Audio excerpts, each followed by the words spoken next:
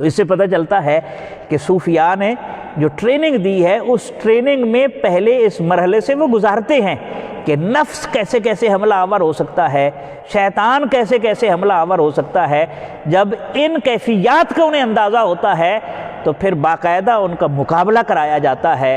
حضرت بابا صاحب رحمۃ اللہ علیہ کو جب خواجہ صاحب جو ہے وہ تربیت سے گزار رہے، خواجہ قطب صاحب، تو حضرت خواجہ اجمیر رحمۃ اللہ علیہ آئے اور فرمایا بابا قطب اس شاہین کو اور کتنی آزمائشوں سے گزارو گے، آپ اندازہ لگائیں۔ اور خود اور وہ فنائیت کے اس درجے پر تھے اور نفس کو اتنا مغلوب کر چکے تھے کہ ان کا اپنے نفس کی طاقت پر اٹھنا بھی محال تھا۔ ایک طرف خواجہ اجمیر نے اٹھایا، ایک طرف بابا قطب الدین نے اٹھایا، اور وہ فرید جب پھر اٹھا ہے تو پھر آپ دیکھ لیں پورے خطے کے اندر اسلام پھیلا دیا، اور ان کے تربیت یافتہ ہیں حضرت محبوب الہی رحمۃ اللہ علیہ، حضرت خواجہ صابر پیا رحمۃ اللہ علیہ۔ تو یہ ایک ٹریننگ سیشن سے گزارا جاتا ہے۔ تو مشائخ چشت کہ اگر ہم زندگی کو دیکھیں، ایک تو یہ ہے کہ انہوں نے معاشرتی استحکام میں جو کردار ادا کیا بر صغیر کے سماج میں، جہاں ہندو مت ہے، جہاں عصبیت ہے، جہاں بغض ہے، کینہ ہے، ذات پات کا نظام ہے، نفرتیں ہی نفرتیں ہیں، جہاں ایک مذہب کے پیروکار بھی آپس میں ایک درجہ پر نہ ہوں اور چار چار ذاتوں میں تقسیم ہوں، تو وہاں کے نظام میں مساوات کی بات کرنا، وہاں کے نظام میں محبت کا پیغام دینا، وہاں کے نظام میں اسلام کی تبلیغ کرنا کوئی آسان کام تھا؟ لیکن ہمارے بزرگوں نے کیا ہے اور کر کے دکھایا ہے۔ حضرت بابا صاحب فرماتے ہیں کہ میں حاضر تھا حضرت خواجہ قطب الدین بختیار کاکی رحمۃ اللہ علیہ اپنے پیر و مرشد کی خدمت میں، تو آپ بیٹھے ہوئے تھے،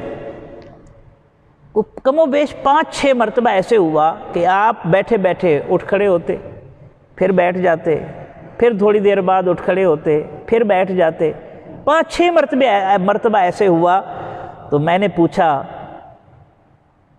بابا جی یہ کیا راز ہے، آپ کھڑے ہوتے ہیں پھر بیٹھ جاتے ہیں؟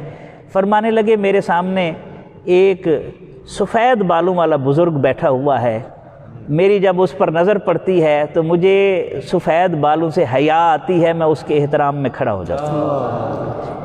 یعنی جن سفید بالوں میں پروردگار حیا کرتا ہے کہ جب کوئی سفید بالوں والا میرے سامنے ہاتھ پھیلاتا ہے تو ان ہاتھوں کو خالی لوٹاتے ہوئے مجھے شرم محسوس ہوتی ہے۔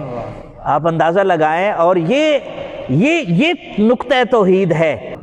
میں جب دیکھوں، جدھر دیکھوں، جسے دیکھوں، تجھے دیکھوں، تو میری آنکھ کی پتلی میں یوں تحریر ہو جائے۔ پھر ان کی بھوک اور پیاس کا اتنا احساس ہوتا ہے کہ وہ ان کی بھوک اور پیاس نہیں ہوتی، وہ خالق کی مخلوق کی تڑپ کو دیکھ کر خالق کی رضا اور ناراضگی کو دیکھ رہے ہوتے ہیں۔ یہ صوفی، یہی وحدت الوجود ہے اور یہی انسانیت کے لیے نفع بخش ہے۔ وحدت الوجود کیا ہے کہ پوری کائنات میں ایک وجود کا جلوہ ہے اور وہ جلوہ اللہ کا ہے، اور ظاہر ہے میرے اندر بھی تو اسی کی روح ہے نا، اور اس کے اندر بھی اسی کی روح ہے، اچھے کے اندر بھی اسی کی روح ہے، برے کے اندر بھی اسی کی روح ہے۔ وَنَفَخْتُ فِيهِ مِن رُوحِي۔ اور جب اس روح کا جلوہ غالب آتا ہے اور جسم مغلوب ہوتا ہے تو پھر انسان رشک ملائک بھی تو بنتا ہے نا۔ پھر یہ بھی تو شرف انسان کو بخشا گیا ہے کہ اللہ تعالیٰ نے اتنی آزمائشوں میں ڈال کر انسان کو یہ عظمت دی ہے کہ اگر زندگی کی آخری سانسوں میں بھی تو پلٹنا چاہے تو میں نے اپنی رحمت کا دروازہ کھول کر رکھا ہے۔ جب تو پلٹے گا اور میری طرف رجوع کرے گا، توبہ کرے گا، تو میں صرف گناہ معاف نہیں کروں گا بلکہ تیری زندگی کے سارے گناہوں کو نیکیوں میں تبدیل کر دوں گا۔ تو یہ انسان ہے۔